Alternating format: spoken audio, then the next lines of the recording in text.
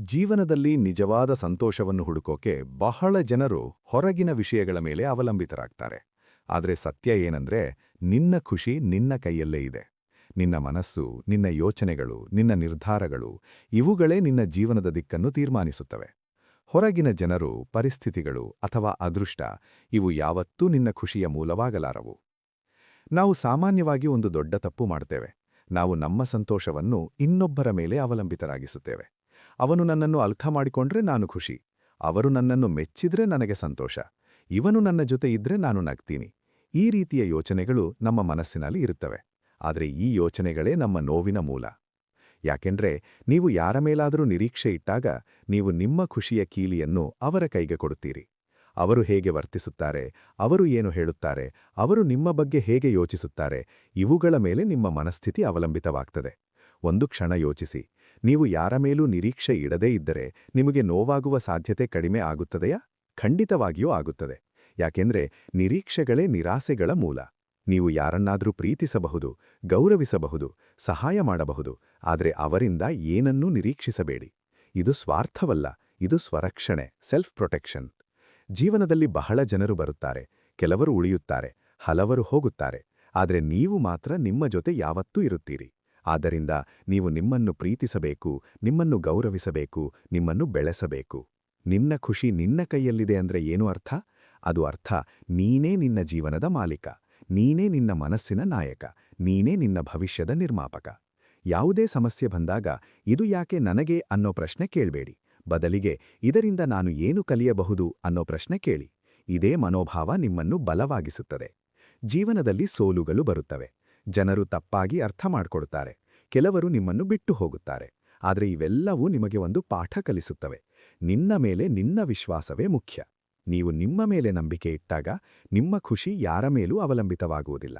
ನೀವು ಒಬ್ಬರೇ ಇದ್ದರೂ ಸಂತೋಷವಾಗಿರಬಹುದು. ನೀವು ನಿಮ್ಮ ಜೊತೆಗೆ ಸಮಯ ಕಳೆಯಲು ಕಲಿತಾಗ ನೀವು ನಿಜವಾದ ಸ್ವಾತಂತ್ರ್ಯವನ್ನು ಅನುಭವಿಸುತ್ತೀರಿ. ಬಹಳ ಜನರು ಒಂಟಿತನವನ್ನು ಭಯಪಡುತ್ತಾರೆ. ಆದರೆ ನಿಜವಾಗಿ ನೋಡಿದ್ರೆ ಒಂಟಿತನವೇ ನಿಮ್ಮನ್ನು ಬಲವಾಗಿಸುತ್ತದೆ. ಅದು ನಿಮ್ಮನ್ನು ನಿಮ್ಮೊಂದಿಗೆ ಪರಿಚಯ ಮಾಡಿಸುತ್ತದೆ. ಅದು ನಿಮ್ಮ ಒಳಗಿನ ಶಕ್ತಿಯನ್ನು ಹೊರತರುತ್ತದೆ. ನೀವು ನಿಮ್ಮನ್ನು ಪ್ರೀತಿಸಲು ಶುರು ಮಾಡಿದಾಗ ನೀವು ಯಾರಿಂದಲೂ ಪ್ರೀತಿಗಾಗಿ ಬೇಡಕೊಳ್ಳಬೇಕಾಗುವುದಿಲ್ಲ. ನೀವು ನಿಮ್ಮನ್ನು ಗೌರವಿಸಿದಾಗ ಯಾರೂ ನಿಮ್ಮನ್ನು ಕಡಿಮೆ ಮಾಡಲಾಗುವುದಿಲ್ಲ. ನಿನ್ನ ಖುಷಿ ನಿನ್ನ ಕೈಯಲ್ಲಿದೆ ಅಂದ್ರೆ ನೀನು ಯಾವ ಪರಿಸ್ಥಿತಿಯಲ್ಲಿದ್ದರೂ ನೀನು ನಿನ್ನ ಮನಸ್ಸನ್ನು ನಿಯಂತ್ರಿಸಬಹುದು.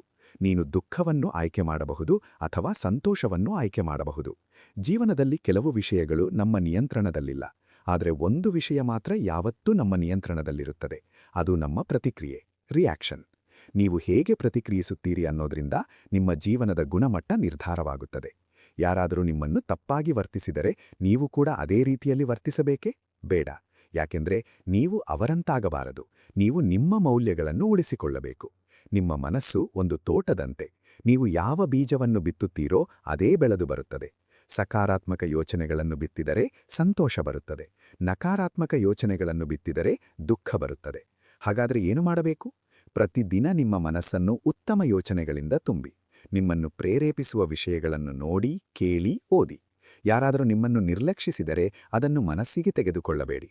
ಅವರು ನಿಮ್ಮ ಮೌಲ್ಯವನ್ನು ಅರಿತಿಲ್ಲ ಅಷ್ಟೆ. ನಿಮ್ಮ ಮೌಲ್ಯವನ್ನು ಅರಿಯದವರಿಗಾಗಿ ನಿಮ್ಮ ಖುಷಿಯನ್ನು ಕಳೆದುಕೊಳ್ಳಬೇಡಿ. ಜೀವನ ಒಂದು ಪ್ರಯಾಣ. ಈ ಪ್ರಯಾಣದಲ್ಲಿ ನೀವು ನಿಮ್ಮ ಜೊತೆ ಸಂತೋಷವಾಗಿರಬೇಕು.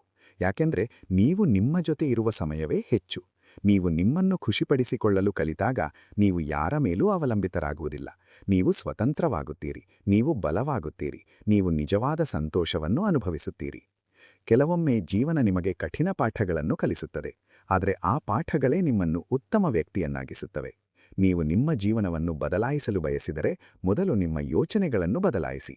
ಯಾಕೆಂದ್ರೆ ನಿಮ್ಮ ಯೋಚನೆಗಳೇ ನಿಮ್ಮ ಕ್ರಿಯೆಗಳಾಗಿ ಮಾರ್ಪಡುತ್ತವೆ.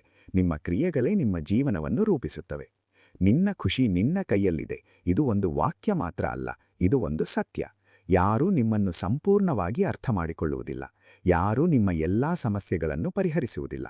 ಆದರೆ ನೀವು ನಿಮ್ಮನ್ನು ಅರ್ಥ ಮಾಡಿಕೊಳ್ಳಬಹುದು. ನೀವು ನಿಮ್ಮ ಸಮಸ್ಯೆಗಳನ್ನು ಪರಿಹರಿಸಬಹುದು. ಇದೇ ಆತ್ಮವಿಶ್ವಾಸ, ಇದೇ ಶಕ್ತಿ. ನೀವು ನಿಮ್ಮ ಮೇಲೆ ಕೆಲಸ ಮಾಡಿ, ನಿಮ್ಮ ಕನಸುಗಳ ಮೇಲೆ ಗಮನ ಕೊಡಿ. ಇತರರು ಏನು ಹೇಳುತ್ತಾರೆ ಅನ್ನೋದನ್ನು ಕಡೆಗಣಿಸಿ. ಯಾರ ಮೇಲೂ ನಿರೀಕ್ಷೆ ಇಡಬೇಡ, ಆದರೆ ಎಲ್ಲರನ್ನೂ ಗೌರವಿಸು. ಯಾರ ಮೇಲೂ ಅವಲಂಬಿತರಾಗಬೇಡ, ಆದರೆ ಎಲ್ಲರ ಜೊತೆ ಒಳ್ಳೆಯದಾಗಿ ವರ್ತಿಸು. ನಿಮ್ಮ ಖುಷಿ ನಿಮ್ಮ ಒಳಗಿನಿಂದ ಬರಬೇಕು. ಹೊರಗಿನ ವಿಷಯಗಳು ತಾತ್ಕಾಲಿಕ ಸಂತೋಷವನ್ನು ಕೊಡುತ್ತವೆ, ಆದರೆ ಒಳಗಿನ ಶಾಂತಿ ಅದು ಶಾಶ್ವತ. ನೀವು ನಿಮ್ಮ ಜೀವನವನ್ನು ನಿಮ್ಮ ನಿಯಮಗಳ ಪ್ರಕಾರ ಬದುಕಿ, ಇತರರ ಅಭಿಪ್ರಾಯಗಳ ಪ್ರಕಾರ ಅಲ್ಲ. ಕೊನೆಯಲ್ಲಿ ಒಂದು ಮಾತು: ನಿನ್ನ ಖುಷಿ ನಿನ್ನ ಕೈಯಲ್ಲಿ, ಅದನ್ನು ಯಾರಿಗೂ ಕೊಡುವಂತಿಲ್ಲ. ನೀವು ನಿಮ್ಮನ್ನು ನಂಬಿ, ನೀವು ನಿಮ್ಮನ್ನು ಪ್ರೀತಿಸಿ, ನೀವು ನಿಮ್ಮ ಜೀವನವನ್ನು ನಿಮ್ಮ ರೀತಿಯಲ್ಲಿ ಬದುಕಿ. ಆಗ ಮಾತ್ರ ನೀವು ನಿಜವಾದ ಸಂತೋಷವನ್ನು ಕಾಣುತ್ತೀರಿ. ಈ ವಿಡಿಯೋ ನಿಮಗೆ ಇಷ್ಟವಾದರೆ ಲೈಕ್ ಮಾಡಿ, ನಿಮ್ಮ ಸ್ನೇಹಿತರ ಜೊತೆ ಶೇರ್ ಮಾಡಿ. ಇನ್ನಷ್ಟು ಮೋಟಿವೇಶನಲ್ ವಿಡಿಯೋಸ್ಗಾಗಿ ಸಬ್ಸ್ಕ್ರೈಬ್ ಮಾಡೋದನ್ನು ಮರಿಬೇಡಿ.